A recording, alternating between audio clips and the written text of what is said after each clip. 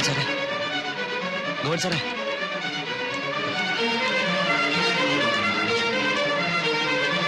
ഗോവിന്ദ് സാറേ, ഗോവിന്ദ് സാറേ, ഗോവിന്ദ് സാറേ.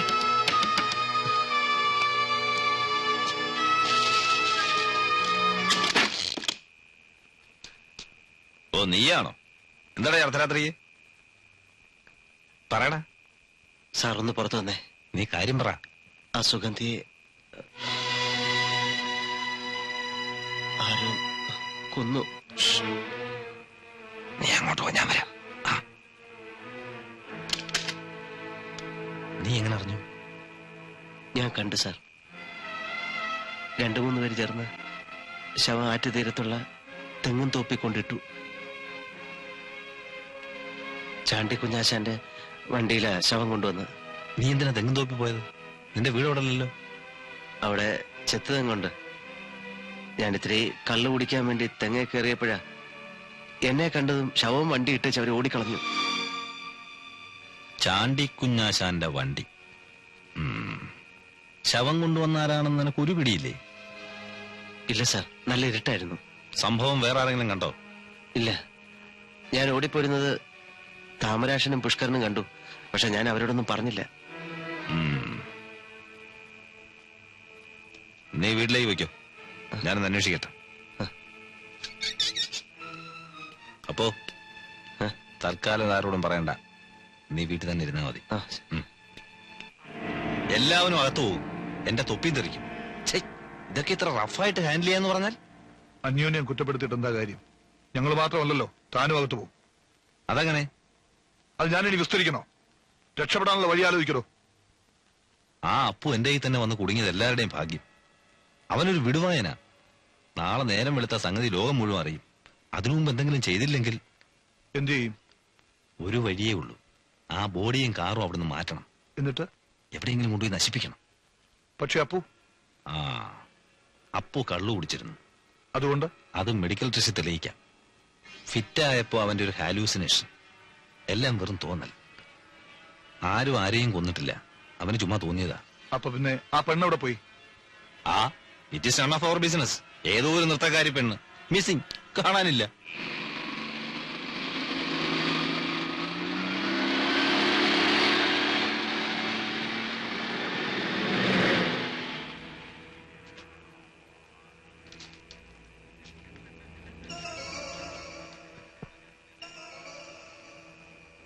എടോ ഗോപ, നമുക്കൂടെ പോകാമായിരുന്നു. നല്ല 1-ാം തരം വിഡ്ഢികളെയാണ് അയച്ചിരിക്കുന്നത്. താനൊന്ന് സമാധാനപ്പെട്. അവര് പോയി ബോഡിയായിട്ട് വരട്ടെ. കഷ്ടകാലത്തിന് നമ്മളെ ആരെങ്കിലും കണ്ടാ അതോടെ തീർന്നു.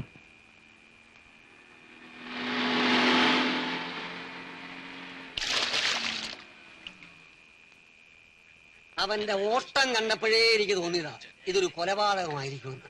ഒരു കാര്യം ചെയ്യേ, കുക്കറിനെ ഇവിടെ നിൽക്ക്, ഞാൻ വീട് വരെ പോയിട്ട് അതങ്ങ് മനസ്സിരിക്കട്ടെ. എടോ, കൊലപാതകമില്ലാത്ത എത്ര വഴികളുണ്ട് ഇവിടെ. താനല്ലേ എന്നെ ഈ വഴി കൂടെ കൂട്ടിക്കൊണ്ടുവന്ന് അവിടെ താനിവിടേക്ക് ഞാൻ പോയിട്ട് വരാം. നിന്നേ, വഴിയിൽ എത്ര അനാഥ പ്രേതങ്ങൾ കിടക്കുന്നു. താനല്ലേ 1-ാം സാക്ഷി. അവിടെ താനിവിടെ നിൽക്ക്, ഞാൻ വീട് വരെ പോയിട്ട് വരാം. എടോ, ഞാൻ കണ്ടപ്പോ അനാഥ പ്രേതമല്ലായിരുന്നു, ജീവനുള്ള പ്രേതമായിരുന്നു. താൻ കണ്ടപ്പോൾ അനാഥ പ്രേതം. അവിടെ താനിവിടേക്ക് ഞാൻ പോയിട്ട് നിക്ക്. ഏതായാലും ഒരുമിച്ചല്ലേ വന്നത്, ഒരുമിച്ചങ്ങ് പോവാം.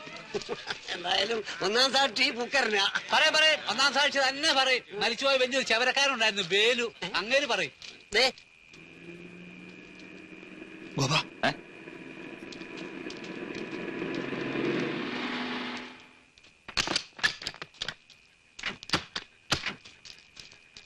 എന്താ ഇത്ര വൈകിയത്? ഒരു രക്ഷമില്ല മുതലാളി, അവിടെ ആളും ബഹളമായി പോയി. നിങ്ങൾ ആരെങ്കിലും കണ്ടോ? ഇല്ല, വണ്ടി നിർത്തിയിട്ട് ഞങ്ങൾ ഒളിച്ചും പതുങ്ങിയാ പോയത്. താൻ എന്താ ആലോചിക്കുന്നത്? ഇനി എന്താ ചെയ്യേണ്ടെന്ന് പറ.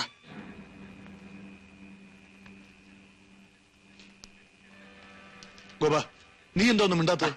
താൻ കിടന്ന് ബഹളം ഉണ്ടാക്കി അവരെ കൂടെ വരട്ടാതെ, ഞാനൊന്ന് ആലോചിക്കട്ടെ.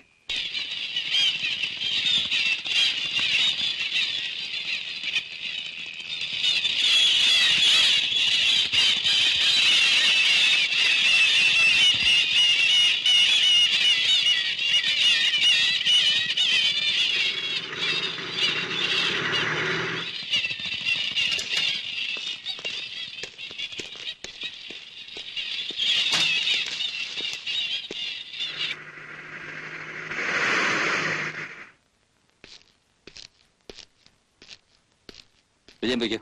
ശരി സാർ. അപ്പു ഇരിക്കെ. നല്ല ഉറക്ക ക്ഷീണമുണ്ടെന്ന് തോന്നല്ലോ അപ്പൂനെ. ആ ഇരിക്കപ്പോ. സാർ എന്നെ എന്തിനാ വിളിച്ചത്? ഞാനിപ്പോ എന്താ പറയേണ്ടത്? കാര്യങ്ങളൊക്കെ ആകെ കുഴഞ്ഞെടുക്കാണല്ലോ അപ്പു. അപ്പു എന്നോടൊന്ന് സഹകരിക്കണം. ആ താമരാക്ഷനും പുഷ്കരനും രാത്രിയിൽ നീ ഓടുന്ന കണ്ടെന്നല്ലേ പറഞ്ഞത്? അതെ. ആ അവരത് പോലീസിൽ പറഞ്ഞു. ആ കാറിൽ നീ അവളെയും കൊണ്ട് ചുറ്റുന്നത് പലരും കണ്ടവരുണ്ട്, ചന്തയിലും മറ്റും. ഒറ്റ നോട്ടത്തിൽ തെളിവുകൾ നിനക്കെതിരാണ്. സാർ പേടിക്കണ്ട. എല്ലാരെയും ബോധ്യപ്പെടുത്താൻ നിന്നെ ഒന്ന് അറസ്റ്റ് ചെയ്യേണ്ടി. ഞാനല്ലേ പറയുന്നത്. എന്നെ എന്തിനാ അറസ്റ്റ് ചെയ്യുന്നത്? ഇപ്പൊ കേസ് എന്റെ കയ്യിലാ. എനിക്ക് എങ്ങോട്ട് വേണമെങ്കിലും തിരിക്കാം, ഓടിക്കാം, നിന്നെ രക്ഷപ്പെടുത്താം. ഉടനെ കുറ്റവാളി അറസ്റ്റ് ചെയ്തില്ലേ നാട്ടുകാർ ബഹളം ഉണ്ടാക്കും. നീ എന്റെ ആളാണെന്ന് എല്ലാവർക്കും അറിയാമല്ലോ. അറസ്റ്റ് ചെയ്തില്ലെങ്കിൽ പിന്നെ കേസ് എന്റെ കയ്യിൽ നിന്ന് പോകും. സാർ ഞാൻ പറഞ്ഞതല്ലേ, ഞാൻ തെങ്ങയിലിരുന്ന്. അതൊക്കെ എനിക്കറിയാം. വിജയം പോ. സാർ. എനിക്ക് നിന്നെ വിശ്വാസമാണ്. പക്ഷെ നിനക്കെതിരാണ് തെളിവുകളല്ല. 2 ദിവസം കഴിഞ്ഞോട്ടെ, ഞാൻ എല്ലാം ഒതുക്കിക്കൊള്ളാം. അപ്പോഴത്തേക്ക് ജനങ്ങളൊന്ന് അടങ്ങും. സാർ ഞാൻ പോയിട്ട് വരാം. അയ്യേ എന്തായി പറയുന്നേ? അല്ല അല്ല സാർ, ഞാൻ പോയിട്ട് അമ്മയുടെ അടുത്തും അബൂക്കയുടെ അടുത്തും സരോജിയുടെ അടുത്തും രാമൻകുട്ടിയുടെ അടുത്തൊക്കെ പറഞ്ഞിട്ട് വരാം. അല്ലെങ്കിൽ അവരെ പേടിക്കും. ഒന്നുമില്ല, ഞാൻ പറഞ്ഞോളാം. സാർ ഒന്നും പേടിക്കണ്ട, ഞാനല്ലേ പറയുന്നത്. സാർ ഞാൻ പോയിട്ട് വരാം. സാർ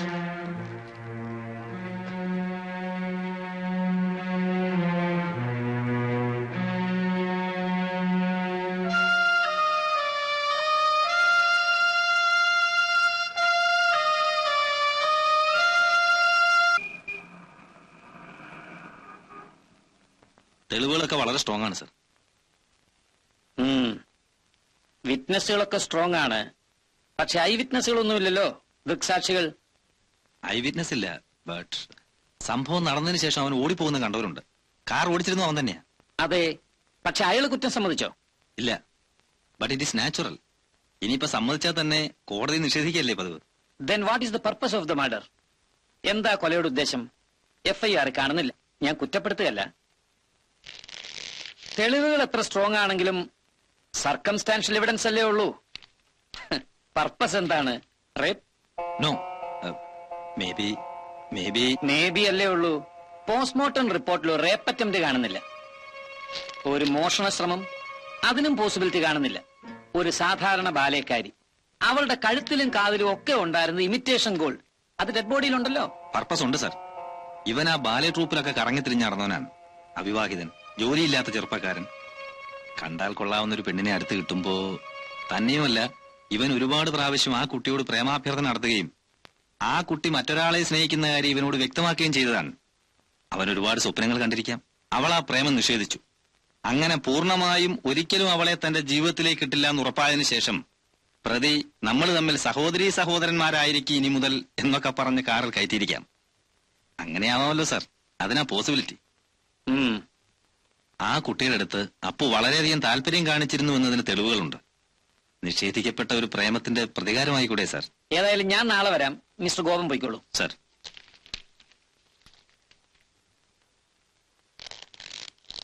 ആദ്യം കണ്ട നാൾ മുതൽ സുഗന്ധിയോട് എനിക്ക് തോന്നിയ അഭിനിവേശം നാൾക്കുനാൾ വർദ്ധിച്ചു വന്നു. പലപ്പോഴും അവളോട് എന്റെ ഇംഗിതം അറിയിച്ചെങ്കിലും അവൾ വഴങ്ങിയില്ല. സംഭവ ദിവസം ഇന്ന് എന്തായാലും കാര്യം സാധിക്കണമെന്ന് ഞാൻ തീരുമാനിച്ചു. അമിതമായി മദ്യപിച്ചു. സുഗന്ധി വീട്ടിലേക്ക് പോകുന്ന വിവരം എനിക്കറിയാമായിരുന്നു. പ്രാക്ടീസിനാണെന്ന് പറഞ്ഞ് ഡ്രൈവിംഗ് ആശാന്റെ വണ്ടി ഞാൻ വാങ്ങി. ബസ് സ്റ്റാൻഡ് ഇറക്കാമെന്ന് പറഞ്ഞ് സുഗന്ധിയെ വണ്ടി കയറ്റി ബസ് സ്റ്റാൻഡ് ഇറക്കാതെ വഴിതെറ്റിച്ച് ശവം കണ്ടതിനടുത്തുള്ള കുറ്റിക്കാടിനടുത്തെത്തി. സമയം വല്ലാണ്ട് ഇരുട്ടിയിരുന്നു. ഇല്ല, ഇതെല്ലാം കള്ളമാണ്. ഞാൻ പറയില്ല.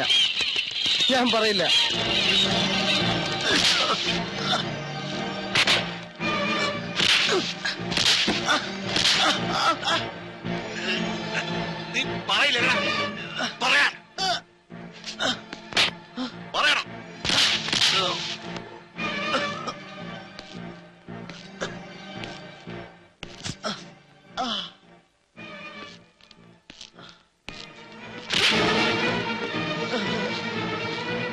അപ്പു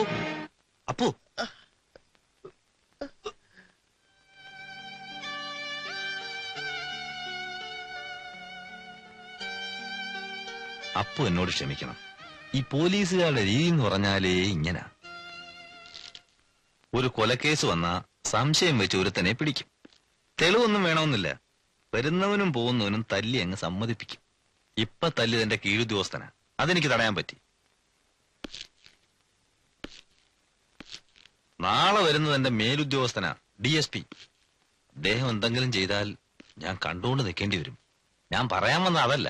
ആ സുഗന്ധിയുടെ അച്ഛൻ DSPക്ക് ഒരു കംപ്ലൈന്റ് അയച്ചിട്ടുണ്ട്. നീയും ആ പെണ്ണും തമ്മിൽ ഭയങ്കര വഴക്കായിരുന്നെന്നും അതിന്റെ പ്രതികാരത്തിന് നീ കൊന്നതാണെന്നും ആ പറയുന്നത്. DSP നാളെ വന്നിട്ട് ഇതേക്കുറിച്ച് ചിലപ്പം ചോദിക്കും. ഭാഷ മാറ്റിയായിരിക്കും ചോദിക്കുക. പ്രേമമായിരുന്നോ ഇഷ്ടമായിരുന്നോ എന്നൊക്കെ ചോദിക്കും. നിഷേധിക്കാൻ പോണ്ട. പ്രേമമായിരുന്നു എന്ന് തന്നെ കാച്ചേര്. പ്രേമിക്കുന്ന പെണ്ണിനെ ആരും കൊല്ലുകയല്ലോ. തൽക്കാലം രക്ഷപ്പെടാൻ ഒരു കള്ളം.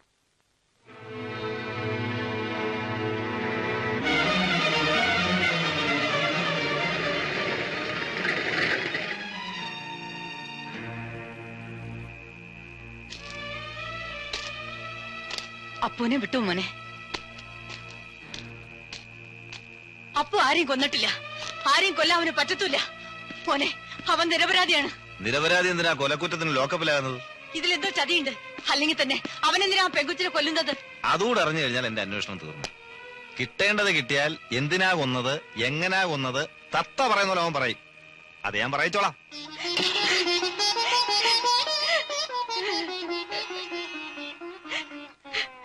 അമ്മ പറയുന്നത് പോലെ ആയിരിക്കില്ല കാര്യങ്ങള്. ആരെയും അത്രയ്ക്കൊന്നും വിശ്വസിച്ചുകൂടാ. ഒരു വല്ലാത്ത സാഹചര്യത്തില് അപ്പു ചിലപ്പോ... എന്ത് സാഹചര്യം? ഒന്നുമില്ല, എല്ലാം ചതിയാ. ആ പാവത്തിനെ എല്ലാരും കൂടെ ചതിച്ചതാ. അലമേലു വരൂ. ബാലേക്കാരി അല്ലേ? അന്നേ എന്താ ബാലയുടെ പേര്? ഉണ്ണിയാർച്ചയുടെ മകൻ. അതിലാ സുഗന്ധി അഭിനയിച്ചിരുന്നേ. എന്താ പേര്? പുത്തൂരം വീട്ടി കന്നി. നിങ്ങളുടെ പേരാ ഞാൻ ചോദിച്ചത്. അലമേലു. സുഗന്ധി ആളെങ്ങനായിരുന്നു? നല്ലൊരു ഡാൻസറായിരുന്നു സാറേ. അതല്ല, മറ്റു കാര്യങ്ങളൊക്കെ എന്റെ അറിവിൽ പെട്ടിടത്തോളം ഒരു ദോഷവും ഇല്ലാത്ത ഒരു കുട്ടിയായിരുന്നു. സുഗന്ധി മരിച്ച ദിവസം എന്താ ഉണ്ടായത്? ആ കുട്ടിക്ക് വീട്ടിൽ പോണെന്ന് പറഞ്ഞു. മുത്തശ്ശിയുടെ ശ്രാർത്ഥമെന്നോ അങ്ങനെന്തോ ആണ് പറഞ്ഞത്. 2 ദിവസക്കകം തിരിച്ചു വരണമെന്ന് ഞാൻ പറഞ്ഞു. അതും സമ്മതിച്ച് ഉച്ച കഴിഞ്ഞൊരു 4-4:30 ആയി കാണും. അവള് ബാഗും എടുത്ത് പോയി. ഒറ്റയ്ക്കാ പോയത്. അപ്പുക്കുട്ടനും നിങ്ങളുടെ ബാലെ ട്രൂപ്പും തമ്മിൽ എന്താ ബന്ധം? അവനങ്ങനെ നേരിട്ട് ബന്ധമൊന്നുമില്ല. മരിച്ചുപോയ അവന്റെ അമ്മയാണ് എന്റെ ഗുരു. ആ നിലയ്ക്ക് ചെറുപ്പം മുതലേ അവനെ എനിക്കറിയാം. അവൻ വീട്ടിൽ വരും, അല്പം പാടും, വേണ്ട സഹായങ്ങളൊക്കെ ചെയ്യും. അപ്പുക്കുട്ടൻ സുഗന്ധിയോടും മറ്റ് നർത്തകികളോടും എങ്ങനെയാ പെരുമാറിയിരുന്നത്? അവൻ എല്ലാവരോടും സ്നേഹമായിട്ടേ പെരുമാറിയിരുന്നുള്ളൂ സാർ. ആരാടാ താമരാശനും പുഷ്കരനും? അപ്പോ സുഗന്ധിയെ കാറ് കയറ്റുന്നത് നിങ്ങൾ കണ്ടോ? കാറെ കയറ്റുന്ന ഞങ്ങൾ കണ്ടില്ല. പക്ഷെ ചന്ത കാറെ വന്ന് ഇറങ്ങുന്ന ഞങ്ങൾ കണ്ടു. എപ്പോ? സംഭവം നടന്ന ദിവസം സുഗന്ധിയെ കാറിലെത്തി അപ്പുക്കുട്ടൻ അബൂക്കാരെ ചായക്കടയിലേക്ക് കയറി. അപ്പൊ ഞാനും താമരാഷ്ട്രം കൂടെ വരാന്ത ഇരുന്ന് ചായ കുടിക്കുകയായിരുന്നു. അബൂക്കാട് എന്തോ പറഞ്ഞിട്ട് പിന്നെ അവൻ കാറെടുത്തോണ്ട് പോയി. ഒരു സൈസ് മറ്റേ നോട്ടം ഞങ്ങൾ നോക്കിയിട്ട്. മറ്റേ നോട്ടമോ? അതെന്ത് നോട്ടം? ഒരുമാതിരി പേടിപ്പിക്കുന്ന തരത്തില്. എന്നിട്ട് കടയടച്ച് ഞാനും ബുക്കരും കൂടെ എന്നും ഒന്നിച്ചാ പോകാറ്. അന്ന് ഞങ്ങൾ ഓരോന്ന് പറഞ്ഞ് നടന്നു വരുമ്പോ എതിരെ അപ്പുക്കുട്ടൻ ഓടിക്കതച്ച് വരുന്ന ഞങ്ങളെ കണ്ട് പരിങ്ങിയിട്ട് ഒറ്റ ഓട്ടം. അതൊരേനക്കേട് പിടിച്ച ഓട്ടമായിരുന്നു. എന്തോ ഏടാകൂടെ ഉണ്ടല്ലോ എന്ന് അപ്പോഴേ ഞങ്ങൾ ഓർത്തു. കുറച്ചു ദൂരം ചെന്നപ്പോ ആശാന്റെ കാറ് കിടക്കുന്നു. ചുറ്റുപാടും നോക്കിയപ്പോ ദാ കിടക്കുന്നു പെണ്ണിന്റെ ശവം. അപ്പു സുഗന്ധിയെ കൂട്ടി നിങ്ങളുടെ ചായക്കട വന്നിരുന്നോ? അവനാ പെങ്കൊച്ചിനെയും കാറേ കയറ്റി ചന്തയിൽ വന്നു എന്നുള്ള നേര് തന്നെയാ. ദുബായി പോണതിന് മുമ്പ് ഗുരുവായൂരൊക്കെ പോയി തൊയ്തേച്ചുള്ള വരവാ. ആ പെണ്ണിനെയും കയറ്റി എന്തിനാടാ ചന്തയിൽ വന്നതെന്ന് ചോദിച്ച് ഞാൻ അവനെ ഭയക്കും പറഞ്ഞു. ആ കൊച്ചിനെ വയിലെങ്ങാണ്ട് വെച്ച് കണ്ടതാ. പരിചയമുണ്ടല്ലോ. ബസ് സ്റ്റോപ്പിൽ ഇറക്കാമെന്ന് വിചാരിച്ച് അവൻ കയറ്റിയതാ. പടച്ചോനെ മറന്ന് ഒന്നും പ്രവർത്തിക്കുന്നവനല്ല സാറേ അപ്പുക്കുട്ടൻ. അവന് ഈ കൊല ചെയ്തിട്ടില്ല. ജനാർദ്ദന കമൽ പറഞ്ഞു വരുമ്പോ വലിയ തറവാടായിരുന്നു സാറേ. അതൊക്കെ പണ്ട്. കുടുംബ വഴക്കും കേസും ഒക്കെ ആയിട്ട് ഇപ്പൊ കിടപ്പാടം പോലും ഇല്ല. വിവാഹപ്രായമായ പെണ്ണിന് നാടകമൊന്നും ബാലയെന്നും ഒക്കെ പറഞ്ഞ് നാട് തെണ്ടിച്ചത് ഇഷ്ടമുണ്ടായിട്ടല്ല സാറ്, ഗതികേട് കൊണ്ടാ. അവിടെ ഇടയത്തങ്ങള് വേറെ 5-6 ഉണ്ട്.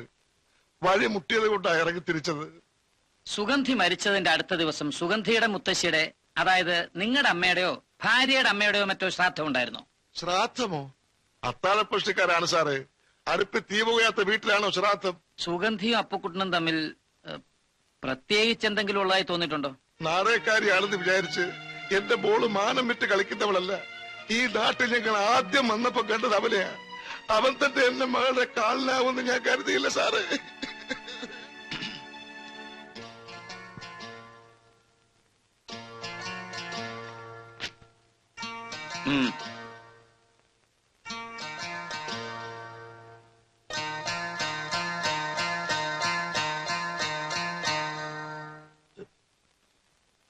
തന്റെ പേരെന്താ? ആശാൻ. ആശാനോ? അപ്പനും അമ്മയിട്ട പേരെന്താ? ചാണ്ടിക്കുഞ്ഞാശാൻ. കാണ്ടിക്കുഞ്ഞാശാനോ? അതാണോ പള്ളിയിലിട്ട പേര്? ചാണ്ടിക്കുഞ്ഞ്. പിന്നെ ഈ ആശാനോ? അതാരിട്ടു? ആരിട്ടടോ? ഞാൻ തന്നെ. പകൽ മുഴുവൻ ഡ്രൈവിംഗ് പഠിപ്പിക്കല്, രാത്രി ശവം കയറ്റല്. അങ്ങനെ ഒരു സൈഡ് ബിസിനസ് ഉണ്ടോ തന്റെ കാറിന്? അയ്യോ ഇല്ല സാറേ. ഗുരുവായൂര് പോണം തൊഴണമെന്നൊക്കെ പറഞ്ഞ് കരഞ്ഞ് കാല് പിടിച്ചത് കൊണ്ടാ ഞാൻ അപ്പൂന് വണ്ടി കൊടുത്തത്. വരാൻ താമസിച്ചപ്പോ ഞാൻ വല്ലാതെ വിഷമിച്ചു. കാത്തിരുന്ന് മടുത്തിട്ടാ ഞാൻ വീട്ടിലേക്ക് പോയത്. എവിടെ കാത്തിരുന്നു? അവിടെ. എവിടെ? അവിടെ ഉണ്ടല്ലോ. എന്തുണ്ടെന്ന്? പുല്ലങ്ങാട്ട്. പുല്ലങ്ങാട്ട് എവിടാടാ? ഷാപ്പില്. ഏത് ഷാപ്പില്? Case number 53. ഓ പൊയ്ക്കോളാൻ. ഞാൻ പോവാനോ? പിന്നെ അകത്ത് കയറി കിടക്കണോ? വേണ്ട. പൊയ്ക്കോ. പോവാ.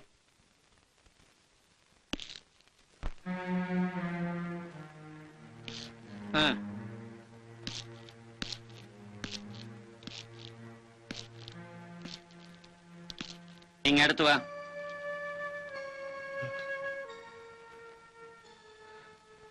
എന്താടാ നിന്ന് പരിങ്ങുന്നത്? രാമൻകുട്ടി അല്ലേ? അല്ല. അതെ.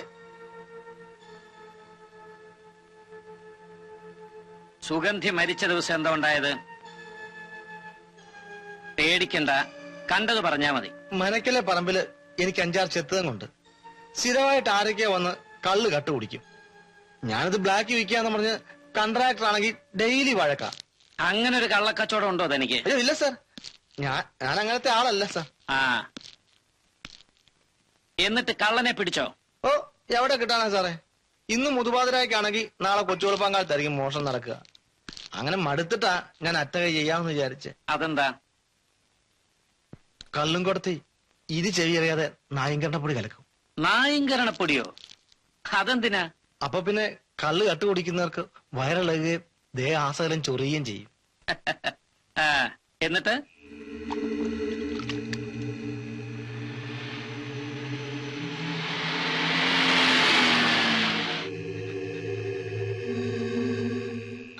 എന്നെ എന്തിനാ ഇവിടെ കൊണ്ടുവന്നത്?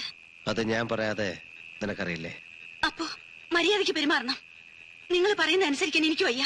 പ്രേമം എന്താ ഇങ്ങനെ ബലം പ്രയോഗിച്ച് പിടിച്ചു വാങ്ങേണ്ടതാണോ? പ്രസംഗം വേണ്ട സുഗന്ധി. ഞാൻ അവസാനമായിട്ട് ഒന്നുകൂടെ ചോദിക്കുകയാണ്. എനിക്ക് നിങ്ങളെ ഇഷ്ടമല്ല എന്ന് പറഞ്ഞില്ലേ? ഓഹോ, എങ്കിൽ മറ്റൊരുത്തൻ്റെ കൂടെ ജീവിക്കാൻ നിന്നെ ഞാൻ വിടില്ലടി.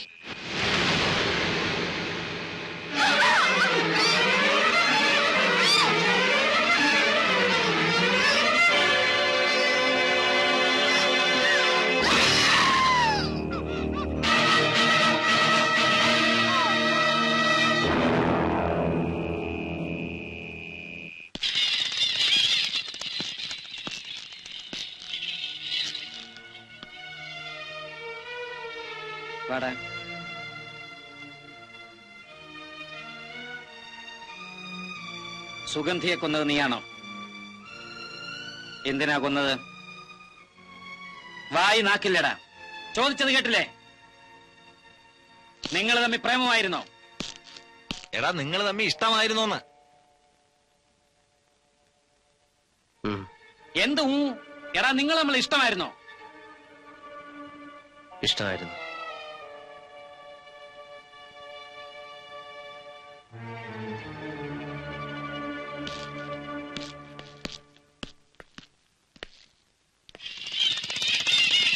After going through the first information report, this court feels that prima facie case against the accused has been established. Hence, the accused is ordered to be remanded to judicial custody for 15 days.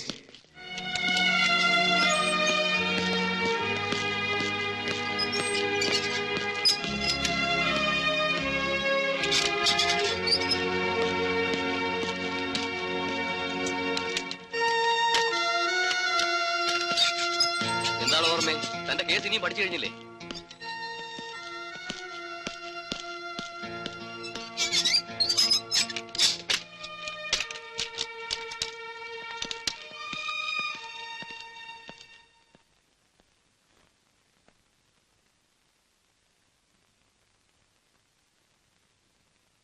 മാറി നിൽക്കടോ. വെട്ടം മറിയാതെ മാറി നിൽക്കാൻ. തന്റെ പേരെന്താ? പേരെന്താണെന്ന്? അപ്പു. ഞാൻ വർമ്മ.